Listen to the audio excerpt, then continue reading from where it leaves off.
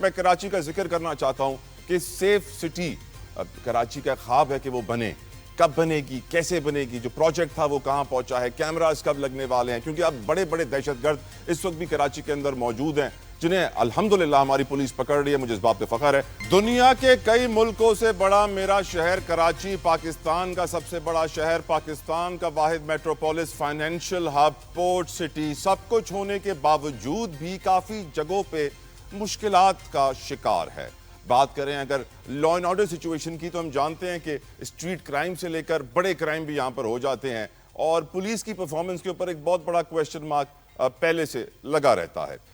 گفتگو کریں گے اس موقع پر کیونکہ آج ہم جانتے ہیں کہ کاؤنٹر ٹیررزم ڈپارٹمنٹ پولیس نے ایک بڑی کارروائی کی ہے. خطرناک تحریک طالبان پاکستان کا فتنۃ الخوارج کا دہشت گرد پکڑا ہے. سر کی قیمت 2 کروڑ روپے ہے, چائنیز پر اٹیک سے ملوث تھا.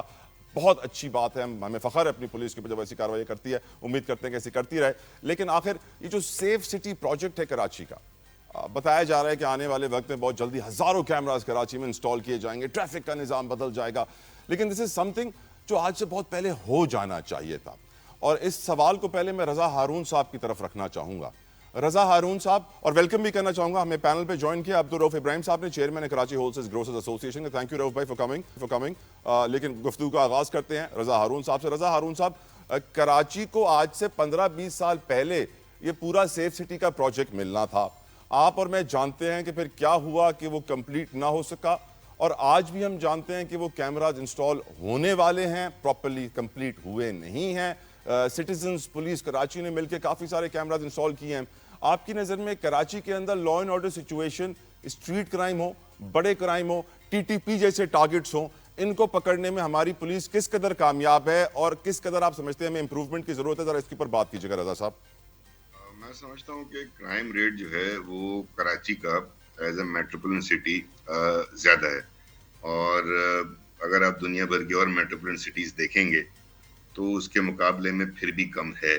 لیکن میں سمجھتا ہوں کہ بہت عرصے پہلے جب میں بھی آئی ٹی منسٹر تھا, اس زمانے میں بھی ہم نے کوئی 200 کیمرے لگائے تھے, لیکن وہ ٹریفک مینجمنٹ کے لیے تھے. اس کا ان کیمرے کا جو تھا وہ ٹریفک مینجمنٹ, ای چالان سسٹم اور دیگر ایشوز کے لیے وہ کیمرے لگائے گئے تھے, اور وہ بڑے اچھے کام کر رہے تھے. اس کے بعد سندھ گورنمنٹ کے پروجیکٹس آئے ہیں, لیکن انفارچونیٹلی آپ صحیح کہہ رہے ہیں کہ کراچی کو وہ پرائرٹی نہیں ملی, اور کراچی کو اس طریقے سے سیف سٹی کے تحت مختلف جو ہمارے پروجیکٹس آتے رہے بوجہ وہ انسٹالیشن ایگزیکیوشن کے پروسیس میں آ کے گڈ مڈ ہو گئے, رک گئے. لیکن چلے ٹھیک ہے, دیر ہے درست ہے, کوئی بات نہیں. آج ایک سسٹم جو ہے وہ انسٹال ہونے جا رہا ہے, اس کا آغاز ہو چکا ہے. اس میں ای چالان کا سسٹم ہے, آپ نے دیکھا ٹریفک نمبر پلیٹس کی بات آئی ہے جو کہ ریکگنائزبل ہیں, ریڈیبل ہیں تھرو کیمراز, اور کیمراز بھی انسٹال ہونے جا رہے ہیں. پہلے فیز میں غالباً جو میں نے دیکھا ہے وہ میرے خیال میں کوئی 14-15 ہزار کے قریب کیمرہ لگ رہے ہیں شہر کے اندر, جو کہ جن کا کام ہوگا مانیٹرنگ کرنا.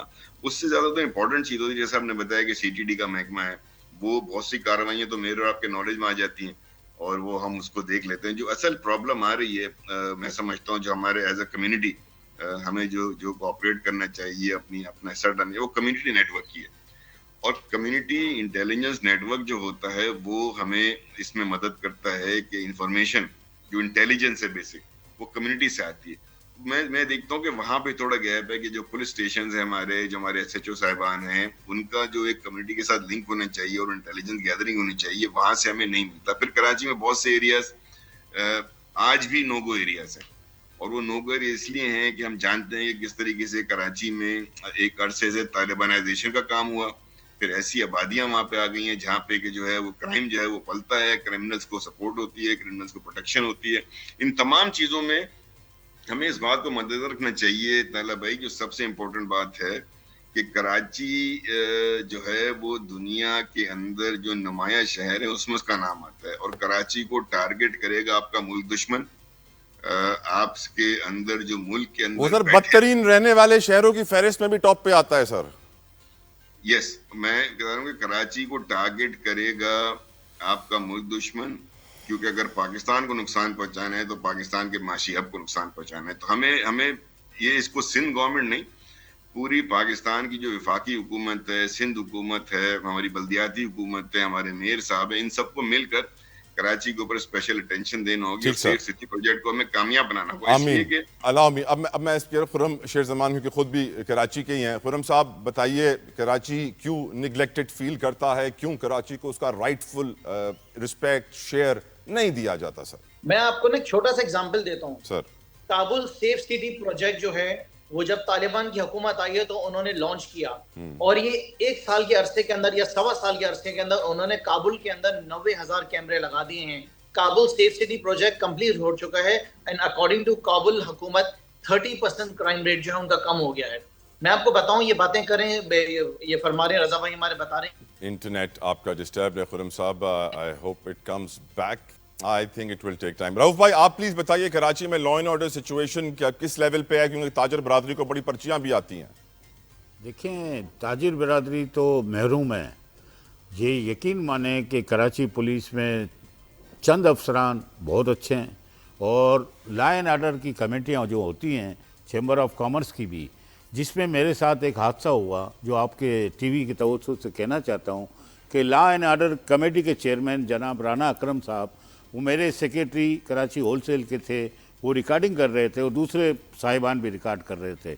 उसमें चैम्बर ऑफ कॉमर्स में ये हरकत हुई कि उनका मोबाइल छीन लिया गया और सेक्रेटरी साहब ने उनको मारा भी।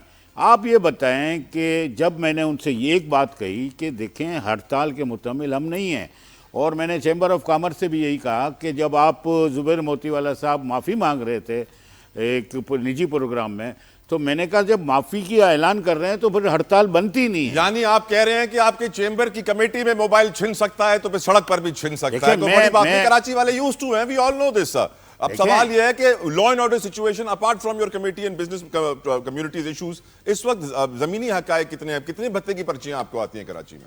मैं तो यही कहूँगा कि अगर इंसाफ मुहैया नहीं हो सकता और आला इदारे खामोश क्यों हैं, आईजी साहब खामोश क्यों हैं, वजीर आला साहब क्यों खामोश हैं, मुझे आप बताएं कि कानून से बालातर कोई है? कौन पैसा है? जो पैसे वाला होता है उसके लिए कानून कुछ और होता है, जो गरीब होता है उसके लिए कानून कुछ और होता है, ये आपको मुझे मालूम है। I will come back to you Rauf भाई।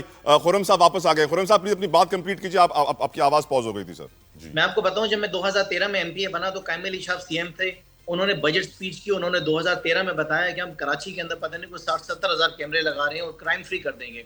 उसके बाद 2015 में मुराद अली शाह साहब आए, उस वक्त भी मैं एमपीए था, उन्होंने कहा कि हम कराची के अंदर सेफ सिटी प्रोजेक्ट बना रहे हैं और हम इतने कैमरास लगाएंगे कि यहाँ पे हम क्राइम का खात्मा कर देंगे। उसके बाद 2018 में भी मुराद अली शाह साहब ने यही कहा, 2023 में भी यही कहा, 2024, 2025 तक आज भी वो यही कह रहे हैं कि हम कराची के अंदर सेफ सिटी प्रोजेक्ट बना रहे हैं। देखिए जी, इनकी प्रायोरिटीज नहीं है। इनकी प्रायोरिटीज का हाल ये है कि कराची के अंदर अगर आपको तदफीन करनी हो ना, तो यहाँ पे कब्रिस्तान के अंदर, कब्रों के अंदर जगह नहीं है। अब इन्होंने तो जाहिर है कि यहाँ पे जाना नहीं है, इन्होंने तो अपने हलकों में जाके तदफीन करनी है, लेकिन हमारे यहाँ तो शहर के अंदर ये हालत है कि हमारे पास तदफीन के लिए कब्रिस्तान में जगहें मौजूद नहीं है। हालात ये हैं कि कराची में अगर 10 लोगों से आप पूछेंगे ना, तो 9 लोग आपको बताएंगे या तो उसका पर्स छिन चुका होगा, या उसका मोबाइल छिन चुका होगा, या उसके ऊपर किसी न किसी किस्म की डकैती आ गई होगी। बिल्कुल ठीक खुर्रम साहब, इन्होंने एतराफ़ किया कराची में आज नो गो एरियाज हैं, जो कि बहुत बड़ा एतराफ़ है। बलोच साहब, क्या नवाज शरीफ साहब को, क्या शहबाज शरीफ साहब को, क्या PMLN को कराची फाइनेंशियल हब मेट्रोपोलिस में कोई इंटरेस्ट नहीं है, कोई उनकी तवज्जो नहीं है, कोई उनका प्रोजेक्ट नहीं है? क्या वो इसको पाकिस्तान का हिस्सा नहीं समझते सर? नहीं, जब पूरे मुल्क के अंदर वफाकी हुकूमत काम कर रही है तो जाहिर है कराची भी प्रायोरिटी के ऊपर है।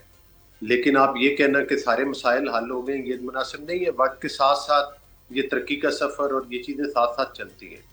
आज अगर तवज्जो है, जिस तरह से कि पहले रज़ा हारून साहब ने भी कहा था कि हालात तो ये थे कि ये कहा जा रहा था कि पाकिस्तान डिफ़ॉल्ट कर जाएगा, बल्कि करेगा। पाकिस्तान ने डिफ़ॉल्ट नहीं किया, ये हुकूमत की कारकर्दगी है।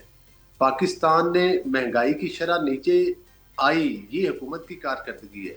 कहा यह जाता था कि पाकिस्तान में कोई रिमिटेंस नहीं भेजेगा, बल्कि लोगों को रोका गया, उकसाया गया कि आप ना भेजें, लोगों ने और ज्यादा भेजी। तो ये कह देना कि बहुत ज्यादा बेहतरी हो गई है, ये नहीं, वो चैलेंजेस पाकिस्तान के सामने है। लेकिन एक ये भी हकीकत है कि कराची में जो अमन अमान की सूरत कुछ साल पहले हुआ करती थी, जब आपको याद है कि मतलब है कि जिस वक्त क्राइम बहुत था, स्ट्रीट क्राइम बहुत था, टारगेटेड किलिंग बहुत थी, लेकिन ये भी एक हकीकत है कि अब वो हालात नहीं है। अब कराची में पहले से کافی زیادہ حالات بہتر ہے، اکانومی کے حالات بہتر ہے، کاروباری طبقے کا ٹرسٹ لیول کراچی کے اوپر اور پاکستان کے اوپر بہتر ہوا ہے. تو ظاہر ہے کہ ہر جو سیاسی کارکن ہے اس کو اپنی حکومت سر وہ کاروباری طبقے کے ساتھ پاکستان کے طاقتور ترین اداروں کے لوگ اسی لیے آکے ملاقات کرتے ہیں نا کہ سر آپ کی حکومت وفاقی حکومت پہ اعتبار نہیں ہے، ان کے اوپر زیادہ اعتبار ہے. مجھے اگر آپ اس پہ رسپونڈ کر دیں جلدی سے. یہ ایک ٹیم ورک ہے. یہ جس طرح سے رضا صاحب نے بھی پہلے کہا، آپ نے بھی پہلے کہا، یہ تمام ادارے، تمام پولیٹیشین، تمام اسٹیک ہولڈر کی جو ہمارے ملک کے چیلنجز ہیں، ملک کی دہشت گردی کا چیلنج ہے، چلیں